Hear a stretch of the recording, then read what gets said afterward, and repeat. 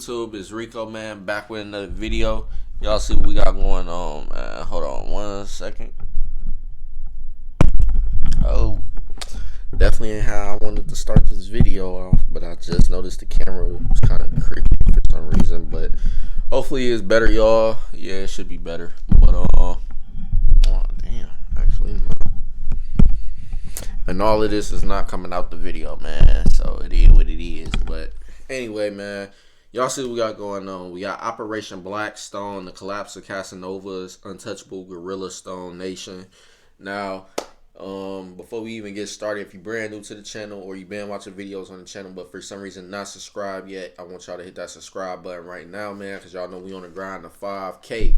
We trying to hit 5K by the end of the year and stuff like that. But also don't forget to leave a like and comment on the video to help this video get recommended to a larger audience of people to see this video. So hopefully they become supporters of the channel and subscribe and join in on the grind of 5K as well. But also tell your friends and family as well too, and hopefully they do the same thing I just said. But other than that, man, we finna go ahead and get this video started. Start with the screen record. That started, and we finna start this video now.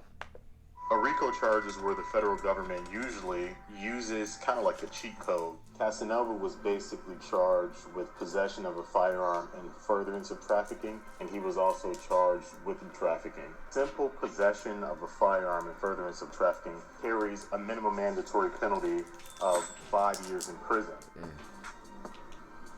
As you already know, I'm fighting serious charges right now. In New York, a lot of people said they don't play about the gun charges out there for sure. They really be on it. So if you get caught out there with a gun with no permit, no nothing, you pretty much messed up. You finna do some time. And also I found out too that it's kind of super hard to get a permit to carry out there and stuff like that, to have a gun and stuff like that, because I seen this one two YouTubers say it's a long process because it take a long time for them to basically let you be able to carry guns or deny you and stuff like that. So they said it's really hard out there to get guns. Y'all comment down below if y'all from New York and y'all know about the gun laws and stuff out there and how long the process it is to get a gun out there to own one. But other than that, let's continue. But I'm innocent. That's one. Two, I've been fighting my whole life, so I'll get through this. Just understand how they can get you jammed up. You don't know nobody, you ain't got nothing to do with nothing, they still get you jammed up. Rappers, we are a target. Just be careful out there. Watch who you associate with. Watch who people bring you around. I see y'all. The biggest gangster in Flatbush, Brooklyn. What up, squad? Hope the new year been treating you guys better than these rappers. Feds have not been playing no game, and they got to the man, Casanova, himself. Damn. The more the case is being revealed, the more neck deep in it Cass appears to be. Let's get right into it and look into just how the FBI got Casanova looking at life behind bars. Rap has always been hardcore and gritty. You know how it goes. Women use their attractive features, and dudes lean to their street lifestyle. Everyone, from Ice Cube to Lil Tecca. Something about banging just gravitates us to music. Sadly, these rappers pay the price. Casanova is the way I look at it is, man, it's because they pretty much is speaking on what a lot of people can relate to growing up in the hood and stuff, and whether they was in that life or not, if you was still growing up around it, you can basically kind of pretty much know what is going on and experience what was going on that they be talking about in the songs and stuff like that. So they pretty much speak to what everybody can relate to at the end of the day. So I feel like that's why they blow up with this kind of music and stuff like that.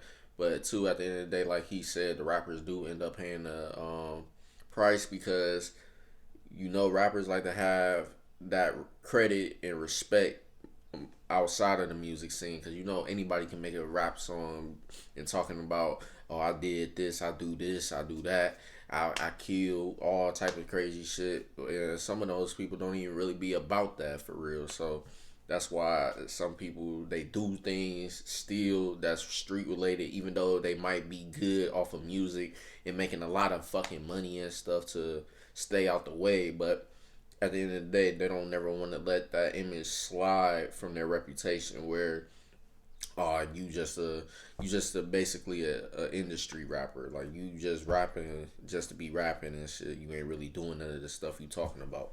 So at the end of the day, that's why a lot of these rappers do get caught up in situations like this and stuff like that. I forgot exactly what all happened, but I know he did get arrested for a lot of charges. Rico, I think, is one of them, and gun charges too as well. So he kind of in a tough spot, whether he really did anything in the situations or not that they arrested him for. Is still crazy, because at the end of the day, he bound to do a lot of time regardless, just by being in jail, because the trials, they don't even start right away. They'll literally have somebody in jail for months and the trial still ain't started yet. So you pretty much already doing time. And what they do is, by the end, after the trial's officially over with, they'll just credit that time to the time you was already in there. So they'll pretty much add that to whatever you got left to serve and stuff like that. But other than that, let's continue on. Latest in a long string of rappers in the crosshairs of law enforcement. It's sad, but the life has finally caught up to Cass. To tie all this together and how Cass got here, we're going back to what got him started, down this path, and into the hands of the FBI. A young Casanova had it all. Parents well off, big house, J's every other week. You actually had a good family. Yes. And your parents made money. Yes. Dude was living comfortable. But this is what gets dudes messed up, friends. Cass fell for the age-old bait. Too cool for school. Even with everything he had going for him. Then that happens. You could be somebody that grew up in a nice family and everything, got everything pretty much took care of. Your family ain't really going through a struggle or nothing, like they living in poverty and stuff like that. And then somehow, those people that grew up in those families just happen to find a way to get tied into the street life and stuff, and pretty much get influenced into doing stuff that they really didn't have to do, because their life already, as I said before with the parents, pretty much set. You just have to stay on the right path, go to school, then do whatever after high school and be good like them. But obviously that didn't happen. He basically got influenced and turned to the street life, and he is where he at right now today. So it just goes to show you, man, being in the street life don't discriminate age, what kind of family you grew up in, stuff like that. It don't discriminate. Anybody can fall into the street life. It's just that easy. Simple. Woke up, chose the streets with a little help from peer pressure. Yo, I don't got it. You're not getting Jordans. No, I just bought you Jordan last week. And A-Boy, which is Desmond, he'll be like, yo, you still asking your mother for stuff? You tell me, yo, you don't need to ask your mother for sneakers. We can go around the corner, whoever get our size, we can snatch it, run, and we good. And that's how it happened for a lot of people too. You might be doing something the right way growing up, and your friends see what you doing, and then they tell you, nah, you ain't even gotta do that. We could go exactly like how he said his friend told him. We go around the corner, see whoever buying the newest J's. If they are size, snatch them, and then the rest is history after that. Because now you just pretty much open the door to doing other crimes and stuff like that. And that's how it is too. Some people get into it just like that. They don't want to have to be the ones, oh, I ain't asking my parents for this, but in reality, you still a kid, so of course you're going to have to ask your parents. They the ones that's working. You can't legally work. I think the legal age now to work is what, 16? 15, 16 or something like that. That's how it be. So some people don't want to go that route. They rather just get it the quick way, the easier way, instead of working for it, or just still asking your parents. If they say no, they say no. But at the end of the day, we all know growing up as a kid, shit, even now, you don't like to be told no when you want something. So that's how some of this also plays a role into people getting influenced into going into the streets. So I said, that's what you been going for your sneakers? He said, hell yeah.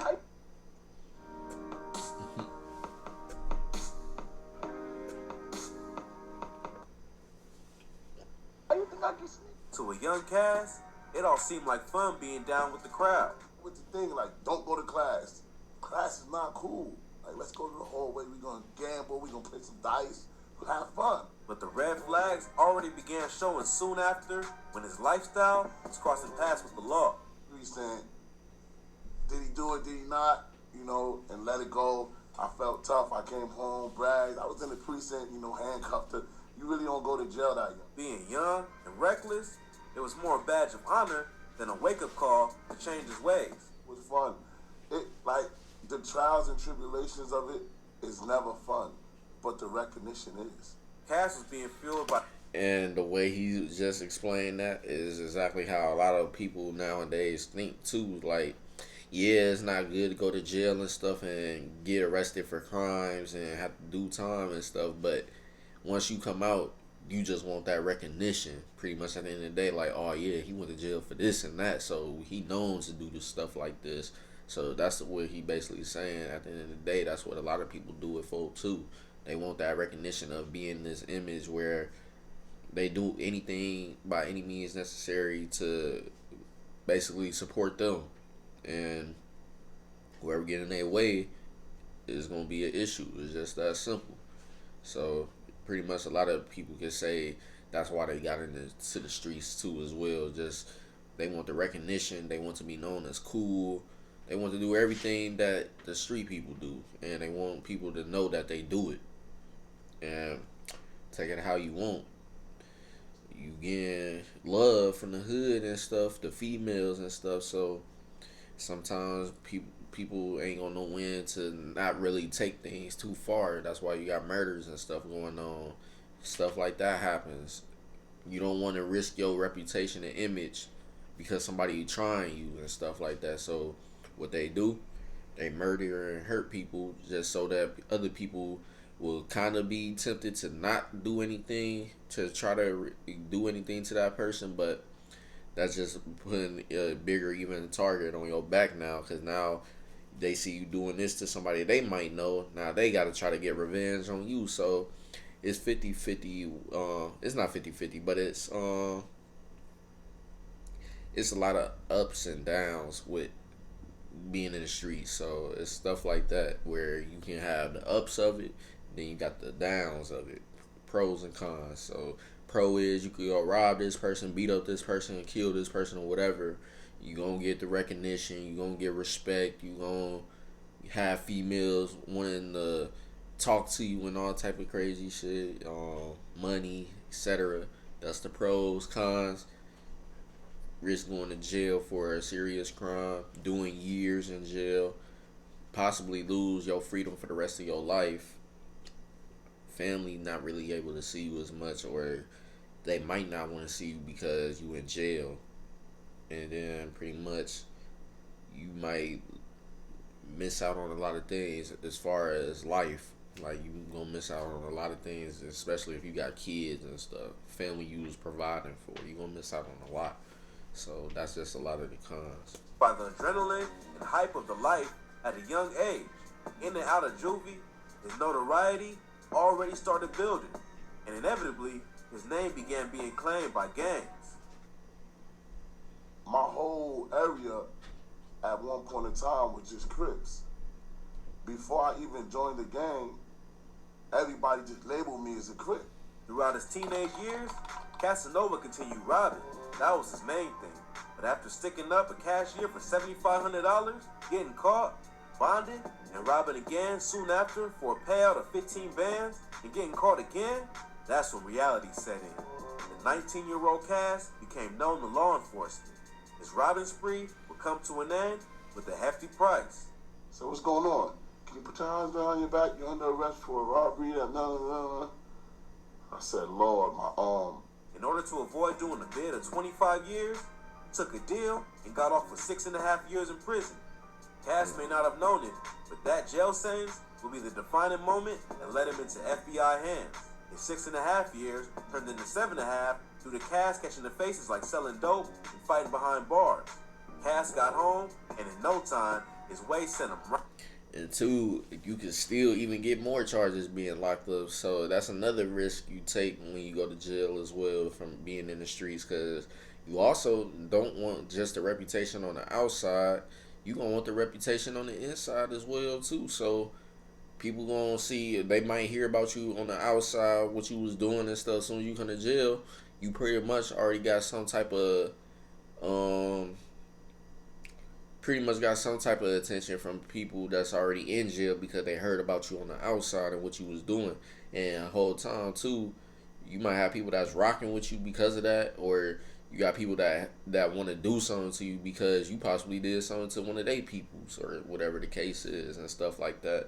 So that's another thing when you doing stuff on the outside in the streets and stuff, because once you go to jail, 9 times out of 10 you're gonna get locked up with people that you don't even like or might have problems with for real out on the outside, but they're inside for whatever their reasons is and stuff. So now that you locked up, pretty much go hand in hand now. Now y'all in there together beefing with each other and probably fighting, trying to kill each other, all type of crazy stuff, racking up charges and stuff. So that's another con right there too to doing the street shit. Right back in the pen. But this time, claiming innocence in a robbery he didn't commit. Life started sinking in. Having a daughter he's never met and already back to prison? Man. Shit, it's only July, came home in March. I said, oh. Using Squarespace helped my business grow from a journal to a web. Oh my gosh, I'm back here. They started changing Cass, this time for the better. Being lucky to beat the case and be back out in 2 months, Cass was ready to change his ways, but old habits die hard. Cass would get a job through his sis and quit soon after. Looking for a way out, he turned to music, and with the release of the hit Don't Run in June 2016, the track racked up millions of views, and it seemed Cass was off to a new start. Cass seemed to step onto the right path, but his gangster antics continued to haunt him, and in turn, gave the feds more evidence to build a case. At the height of the now-forgotten rapper 6ix9ine, Cass was heavy in a beef with the rainbow-haired rapper and his then clique, 9 Trey. This beef led to a shootout at the Barclays Center between the two camps.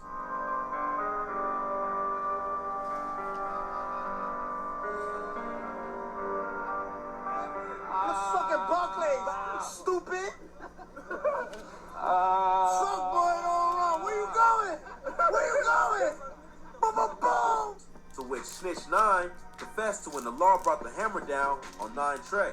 It turns out, Cass was repping a new gang called the Untouchable Gorilla Stone Nation, and his downfall that placed him right in the feds' hands was making this new allegiance. Cass began falling into the same routine that got him jailed in the past. Even though he denounced being in anything gang-related in interviews, he constantly kept showcasing allegiance with the guerrillas, which the feds used to take him down. During his 6ix9ine beef, he released a song speculated to be about his op named Set Trippin', which showcased Cass in a gorilla mask. Throughout the gritty, gang-related theme of the song, he rapped bars like, "I'm set trippin' on you niggas. Y'all don't bleed like I bleed, I'm gorilla." On you niggas. Y'all bleed like I bleed, I'm gorilla. With the feds watching, Cass was slowly digging his own grave, piling on the evidence of what became the Rico charge that tied him to the gang. If he stopped there, he might have had a chance. Casanova became the face of the gang, dropping a verse on the gang anthem, Big 8, where he could be seen wearing a gorilla chain while spitting of the gang life. This pic from the vid is very important in the case the feds have against him.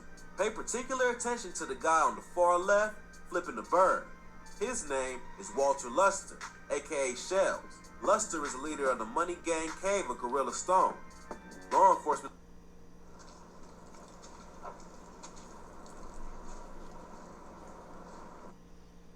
obtained a wiretap of his phone and Shells was clearly hurt, boasting of his savage tendencies, saying he was thirsty for someone to give me a reason to clap him. They also got him on tape confessing to.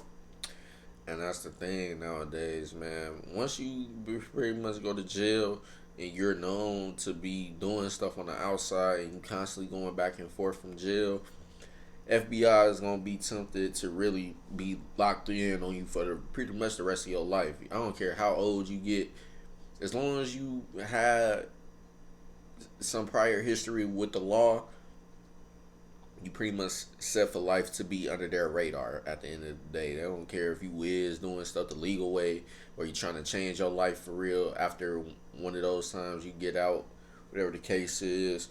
They're going to be doing little picky shit, pulling you over, watching your house or wherever you be staying at, trying to figure out who you hang around, because if they see you hanging around with people on social media and stuff like that, they're going to be doing their research into those people. Then on top of that, stuff like this too, wiretaps and stuff, and New York definitely got a history for doing a lot of wiretaps. That's how they solved a lot of big Rico cases out there, because New York is known for a lot of Rico charges and shit like that. So they do a lot of that in New York. So pretty much after his last time in jail, it was just pretty much set in stone for him. They was gonna be watching his every move, trying to record everything they can about him and stuff like that, and build and build and build, which we already see was some Rico charges and stuff, because they want to get him to the point where not only do they want to just take him down, but they want to try to take down everybody that's associated with him and charge them with the same exact shit. Because with those wiretaps, if people are admitting to stuff or saying they're gonna do stuff, they're gonna use that against them in the court, just so they could get all of them locked up and pretty much get them off the streets as a whole. So that's what's going on, and pretty much he got caught up pretty much at the end of the day. So yeah, it's just sad, man, because he definitely could have had a different route. But it is what it is. Everybody make their decisions and stuff like that, whether we want them to do differently or not. Because there's plenty of times my favorite artists or whoever I'll listen to on the daily would get locked up for some crazy shit, dumb shit that they could have avoided, and you be wishing that they never really got caught up in it. Because you know, once you go to jail, that pretty much put a halt on a lot of things: music career, your family, financial stability, all type of crazy shit. So being in jail definitely ain't good unless you got somebody on the outside. By the time, whenever, if you hopefully get out, they'll be able to look out for you as soon as you get out and stuff, and gift you whatever, if they got that type of respect and love for you, to make sure you good, even though you've been locked up for years and years or whatever the case is. But yeah, man, it's just crazy to be in the streets at the end of the day. Ordered an unlawful act on a recorded call.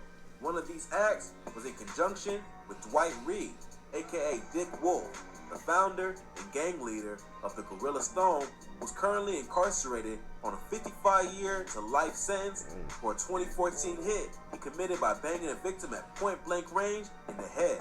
Why would Cass align himself with the gang after finally detaching himself from his past? We may never know, but the feds were probably smiling, rubbing their hands like Birdman while they piled up the evidence files. Cass tried to act like he's done with the street life, even squashing his beef with arch nemesis 6ix9ine. But I don't care. I don't care if you ratting or not. I just don't want no problems with him. I don't want no problems with nobody. I don't want to go to jail. After what happened to 6ix9ine being caught with the Rico charge, Cass probably had the street smarts to know the law was closing in on him and tried to avoid it. But with a bunch of connections floating around with his allegiance to the Gorilla Stones, they were already hot on his trail. Not only were his ties to them evident in videos, but on posts to his social media as well. Cass was the brand of the Gorilla Stones, and he wore it with pride.